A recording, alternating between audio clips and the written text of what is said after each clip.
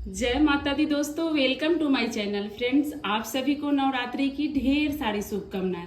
आज की वीडियो में आपको नवरात्रि की बिल्कुल सरल पूजा विधि दिखाऊंगी। जो लोग कलश स्थापना नहीं करते हैं वो अपने घर के मंदिर में नवरात्रि की भी पूजा कर सकते हैं बिना व्रत रखे। अगर आप नौकरी पेशे वाले हैं तो पूजा कम समय में कैसे करेंगे, बिल्कुल घर की थोड़ी सामग्री से इस वीडियो में मैं आपको संपूर्ण पूजा करके दिखाऊंगी। तो देखिए, हम चौकी लगा लेंगे।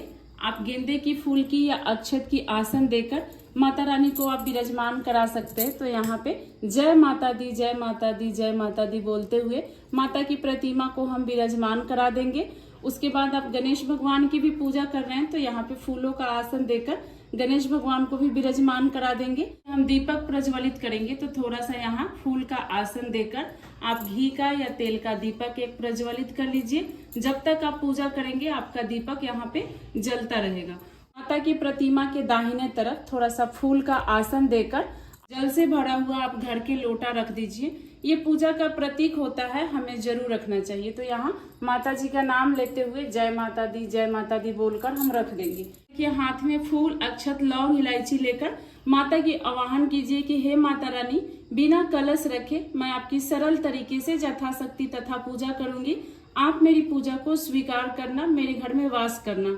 हुए इसको आप इस लोटे में छोड़ दीजिए। उसके बाद एक पूर्ण पात्र इसके ऊपर हम रखते हैं। कलश नहीं रख रहे हैं फिर भी एक पूर्ण पात्र हमें रखना होता है।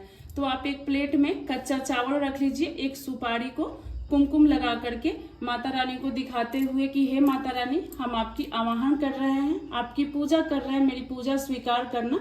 और यहाँ पे इसके ऊपर आप पूर्ण पात्र को रख दीजिए। इसको 9 दिन तक हटाना नहीं है। प्रथम दिन आप स्थापित कीजिए और विसर्जन के साथ ही उठाइएगा। कलश स्थापना नहीं कर रहे हैं तो भी आपको ये रखना होगा। आप अलग से एक जल का लोटा ले लीजिए। अब हम पूजा प्रारंभ करेंगे। प्रथम पूजा हम गणपति भगवान का करते हैं। ओम गण गणपति नमो नमः। रोली का टीका लगा दे गणेश भगवान को। सिंदूर का पीला सिंदूर गणेश भगवान को अर्पित किया जाता है।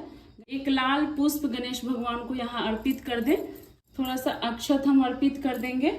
एक जनेऊ हम गणेश भगवान को अर्पित कर देंगे। तो हम गणेश भगवान की पूजा कर लिए। अब हमें माता जी की पूजा करना है।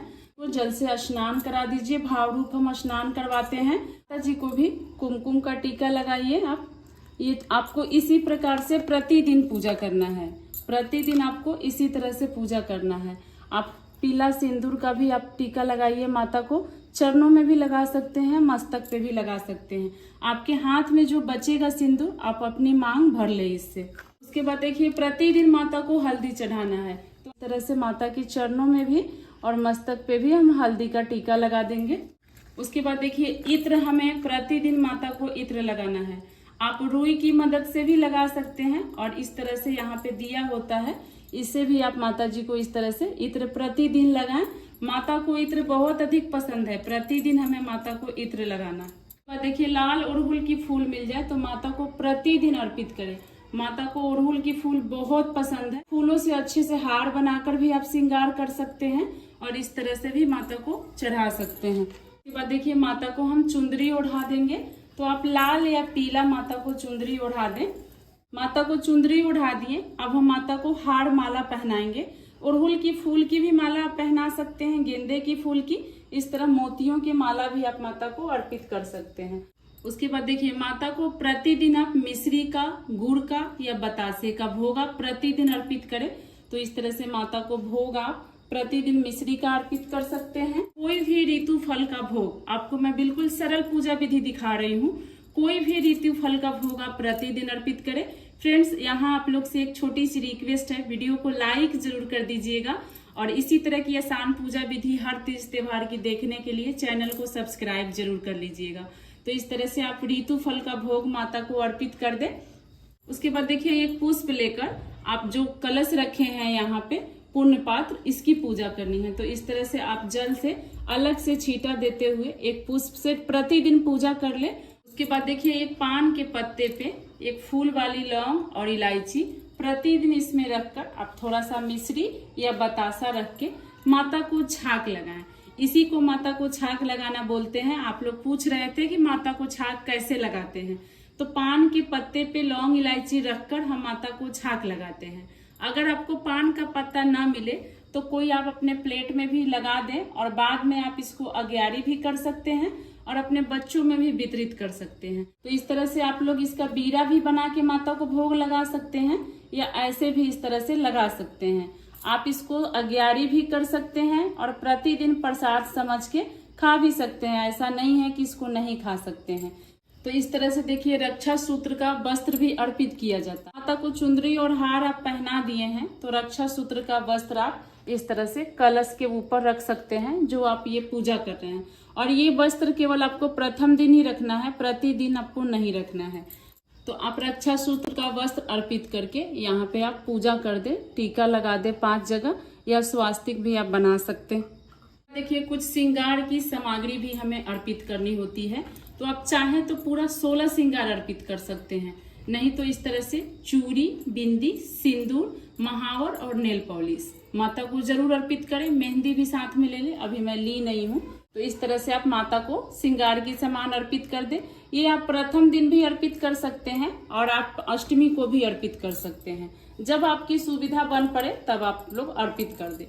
उसके बाद देखिए पूजा में रही कमियों के लिए हम लोग कुछ दक्षिणा अर्पित करते हैं। तो इस तरह से जो भी आप सक्षम हो कुछ दक्षिणा भी आप जरूर अर्पित कर दें। उसके बाद बहुत ही प्रेम पूर्वक से माता को धूप दिखा दें। गणेश भगवान को भी आप धूप दिखा दें और इसको आप यहीं रख दें। अब यहाँ पे आपका पूजा संपन्न होता है। अब आप जो भी पाठ करना चाहते हैं, सप्तशती का पाठ करना चाहें आप या दुर्गा चालीसा पाठ करना चाहें, जो भी आपको पाठ करना हो आप यहाँ पे कर सकते हैं। सप्तशती की पाठ कैसे करेंगे इसका वीडियो में मैं अलग कर दी हूँ, आप लोग को लिंक दे दूंगी, जरूर देखिएगा वीडियो, आपको उससे मदद मिलेगा सप्तशती पाठ करने में। उसके बाद देखिए थोड़ी सी अक्षत हाथ में लेकर हाथ जोड़ के माता रानी से पूजा में रही कमियों के लिए हम लोग क्षमा मांगेंगे और विनती करेंगे कि हे माँ आप मेरी पूजा स्वीकार कीजिएगा। ये बोलते हुए ये अक्षत आप माता रानी के पास यहाँ छोड़ दें। आपका पूजा यहाँ पे संपन्न होता है। अब यहाँ हमें आरती करना है, तो आरती आप इस दीपक से भी कर सकते हैं और अलग से आप कपूर से भी आरती कर सकते हैं। देखिए अब प्रतिदिन थोड़ा अग्यारी हवन आप अपने घर में नहीं कर रहे हैं तो कपूर से आरती कर देने से हवन पूर्ण हो जाता है। तो इस तरह से आप लोग एक दीपक में या अलग से कपूर प्रज्वलित करके तो इस तरह से कपूर से आरती कर देंगे तो हवन का फल आपको प्राप्त हो जाएगा। तो इसको किसी प्लेट में रखकर बहुत ही प्रेम पूर्वक से ओम जय अम्बे गौरी मैया जय श्यामा गौरी। उसके बाद गणेश भगवान की भी आरती आप कर दें और यहाँ पे आपका आरती हो जाए। सब परिवार मिलकर आप लोग माता जी की आरती कीजिएगा। प्रतिदिन हमको प्रथम दिन से लेकर विसर्जन तक इसी तरह से पूजा करना है। श्रृंगार का सामान केवल आपको प्रथम दिन या अष्टमी के दिन अर्पित करना है। बाकी भोग आप इसी तरह से 9 दिन के 9 भोग मैं डाली हूँ, मेरे चैनल पे वीडियो है, आप लोग देख लीजिएगा, लिंक डिस्क्रिप्शन में दे दूंगी। भोग भी प्रतिदिन अलग अलग लगा सकते हैं। इसी तरह से आपको प्रतिदिन पूजा करना है, इसमें कोई बदलाव नहीं होता है। दीपक आप जब तक पूजा करेंगे तब तक आपका दीपक जलेगा, उसके बाद आप लोग फिर शाम को पूजा करेंगे तब जलाइएगा। इसी तरह से हम बिल्कुल सरल और आसान विधि से 9 दिन पूजा करेंगे। उसके बाद हम जल लेकर के यहाँ 3 बार पूजा की चौकी पे जल बार देंगे। यहाँ आपका पूजा संपन्न हो जाता है। जल बारकर प्रणाम करके आप लोग प्रसाद उठा लें, प्रसाद बच्चों में वितरित कर दें। तो इस वीडियो से जुड़ी अगर आपकी कोई प्रश्न हो तो कमेंट में पूछ लीजिएगा और ये वीडियो आप लोग को कैसी लगी एक बार जरूर बताइएगा। वीडियो को एक लाइक जरूर कर दीजिएगा और आगे इसी तरह की वीडियो देखने के लिए चैनल को सब्सक्राइब कर लीजिएगा। कमेंट में माता रानी की जयकारे जरूर लगाइएगा। जय माता दी।